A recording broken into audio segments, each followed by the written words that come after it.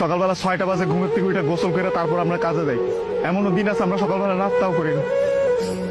রাতের 8টার পরে আসি কাজ থেকে, আইসা যে খানা খামো ওই শক্তিটাও থাকে না, সেখানে আমাদেরকে রান্না করে তারপর খাইতে হয়। আমাদের কোনো ছুটি নাই।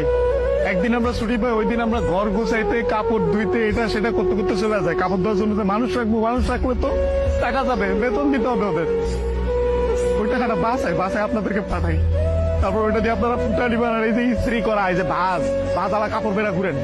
আর এই যে কাপড়, আমরা কাপড় পরতে পারি না ওইখানে। এই যে এখানে দেখেন না ভালো ভালো কাপড় পরে ঘুরতেছি, এটা খালি আব্বা আম্মা আত্মীয় স্বজন দেখে ভাবে যে পোলা অনেক সুখে আছে। ওখানে তো জামা কাপড় পরার টাইমই পাই না আমরা। কখন জামা কাপড় পরবো? সারাদিন তো ইউনিফর্ম পরেই থাকা লাগে। রাতের বেলা বেলা খাওয়ার পরে এই যে 5টা মিনিট মা বোন বাপের সাথে কথা বলি, ওইটাই আমাদের জীবনে সারাদিনের সুখ।